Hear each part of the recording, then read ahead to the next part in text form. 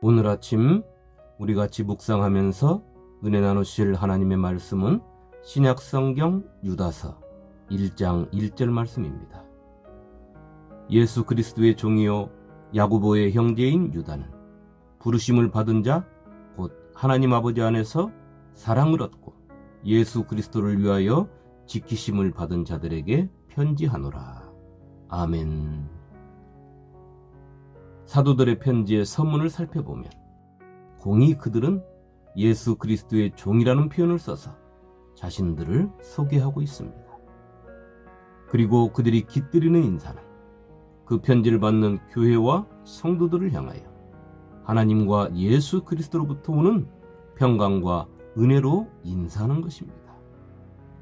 그리고 사도들은 성도들을 각양의 문구를 사용하여 그 존귀함을 표현하고 있습니다.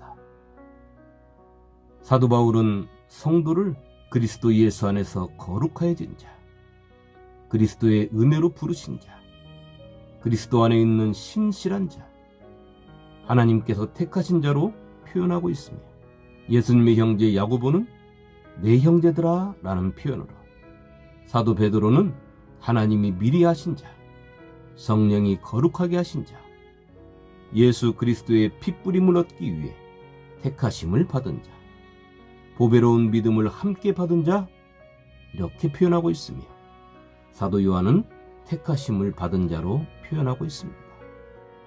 이러한 아름다운 수식어가 저와 여러분들에게 붙여진 이름들입니다. 우리가 이 땅에서 우리 주님께서 우리에게 부탁하신 사명을 올곧게 감당하고 나면 우리의 이름 앞에 붙여질 아름다운 수식어들입니다. 외경의 바울계시록을 보면 사도 바울이 천상에 올라가 많은 믿음의 사람들을 만나게 되는데 그 믿음의 선진들이 사도 바울을 부를 때 붙여준 수식어가 생각이 납니다. 만나는 모든 사람들이 빼놓지 않고 사도 바울의 이름 앞에 붙인 수식어는 하나님과 사람에게 칭송받는 자, 하나님과 사람에게 사랑받는 자, 복받을 자라는 수식어였습니다. 성도 여러분, 저와 여러분들의 이름 앞에는 어떤 수식어가 붙게 될까요? 오늘 우리가 읽은 말씀은 자신을 야고보의 형제라고 소개하면서 예수님의 종이라고 말한 예수님의 동생 유다를 통하여 기록된 말씀입니다. 그도 다른 사도들의 편지처럼 자신을 소개하면서 성도인 우리들을 이렇게 표현하고 있습니다. 하나님에 의하여 부르심을 받은 자들, 하나님 아버지로부터 사랑을 받는 자들, 예수 그리스도를 위하여 지켜온 자들, 예수님의 형제 유다가 말하는 이 세 가지의 표현을 잠깐 묵상해 보시기 바랍니다. 하나님께로부터 부르심을 받은 자가 나요, 사랑을 받는 자도 나고 지킴을 받는 자도 나라는 것입니다. 그렇다면 첫 번째, 하나님에 의하여 부르심을 받았다라는 것은 무엇을 말하는 것일까요? 프로야구를 보면 국내 야구는 우리가 TV로 보기도 하고 야구를 좋아하시는 분들은 경기장을 찾아가서 보기도 하는데 그때 우리가 보는 선수들은 다 1군에 속한 선수들입니다. 2군이라 불리는 선수들은 퓨처스 리그의 경기를 하는 선수들이 대부분입니다. 또 미국의 프로야구는 1군 선수들이 뛰는 무대를 메이저리그라 하고 2군 선수들이 뛰는 무대를 마이너리그라고 합니다. 그런데 1군 선수들이 뛰는 무대와 2군 선수들이 뛰는 무대는 관객들의 관심도라 구단의 관심도, 선수들에 대한 대접, 명예, 사회적인 인지도 등 모든 면에서 하늘과 땅의 차이가 있을 정도입니다. 그래서 2군에서 땀 흘리는 선수들은 1군으로 올라가는 것을 그들의 삶의 목표가 될 만큼 중요하게 생각하고 있습니다. 그렇게 2군에서 1군으로 올라올 때 그때 쓰는 단어가 영어로 콜업이라는 단어를 씁니다. 1군으로 부름을 받았다는 것입니다. 이렇게 2군에서 1군으로 올라온 사람들을 인터뷰하는 것을 보면 그들의 감동과 감격은 우리의 상상을 초월하고 있는 것입니다. 하나님께 등 돌리고 살던 이방인인 우리가 어느 날 하나님에 의하여 부름을 받고 하나님이 백성이 되었다고 오늘 말씀 속 유다는 말하고 있는 것입니다. 하나님의 뜻을 받들기 위하여, 하나님의 뜻을 이루기 위한 자로, 하나님의 계획을 성취하기 위한 자로 하나님의 영광 알고 하나님께 부름을 받고 우리가 화답함으로 성도라는 존귀한 사명의 옷을 입었다는 것입니다. 마치 프로야구 선수가 2군에 있을 때는 사람들로부터 큰 주목을 받지 못했는데 1군에 올라와서 그가 활동하는 모든 것들이 관심을 받게 되는 것처럼 우리가 세상에 있으면서 하나님과 이방인의 관계에 있을 때는 하나님의 나라에서 아무런 관심도 받지 못하는 존재였지만 하나님의 은혜로 성도가 되었음을 통하여 우리의 일거수일투족이 하나님의 나라의 존재들에게는 엄청난 관심의 대상이 되는 것입니다. 성도는 그 사실을 잊어서는 안 되는 것입니다. 그것을 히브리서 기자가 이렇게 말하고 있습니다. 이러므로 우리에게 구름같이 둘러싼 허다한 증인들이 있으니 모든 무거운 것과 얽매이기 쉬운 죄를 벗어버리고 인내로써 우리 앞에 당한 경주를 하며. 히브리서 12장 1절 말씀입니다. 나보다 앞서 믿음의 길을 자신의 생명을 내놓고 걸어간 그들이 우리에게 간절한 소망을 품고 믿음의 경주를 잘 끝마치기를 소망하면서 열심히 응원하고 있는 것입니다. 그렇게 우리는 우리보다 앞서가시며 믿음의 불을 환하게 밝혀 우리가 어두움에 빠지지 않고 밝은 길을 걸어올 수 있도록 주님께서 밝힌 그 믿음의 길을 우리는 최선을 다하여 경주해야 하는 것입니다.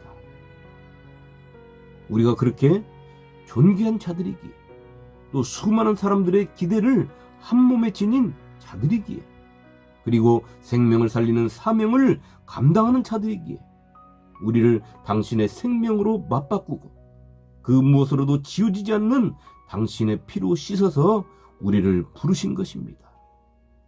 성도 여러분, 우리는 그런 존귀한 자들임을 잊지 마시기 바랍니다. 두 번째, 우리는 하나님으로부터 사랑을 받는 자입니다. 하나님께로부터 사랑을 받는다? 이 표현은 사도 바울을 통하여 하신 말씀으로 살펴보겠습니다. 하나님이 자기를 사랑하는 자들을 위하여 예비하신 모든 것은 눈으로 보지 못하고 귀로 듣지 못하고 사람의 마음으로 생각하지도 못하였다 함과 같으니라. 고린도전서 2장 9절 말씀입니다.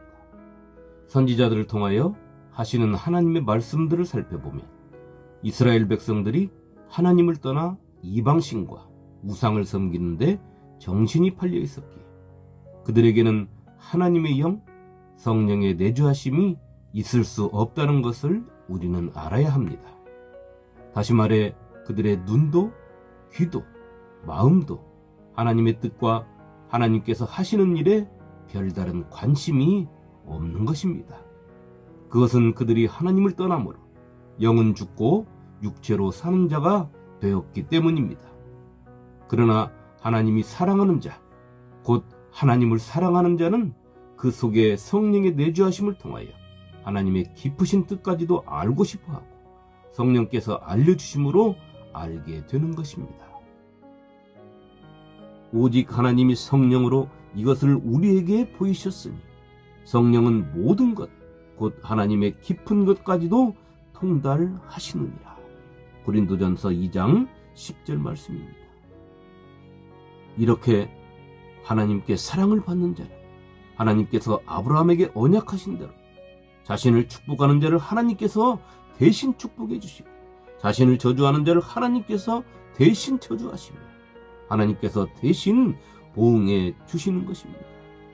그리고 주님이 베드로에게 하신 말씀처럼 그 신앙 고백 위에 교회를 세우신 것처럼 우리 안에 성전을 이루시며 우리가 땅에서 매면 하늘에서도 매이고 땅에서 풀면 하늘에서도 풀리는 권세까지도 주시는 것입니다.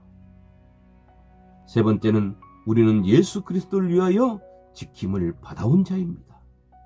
여러분과 제가 그저 아무런 계획이 없이 어느 날 우연치 않게 아니면 부모님이 예수를 믿어서 성도가 된 것이 아니라는 것입니다.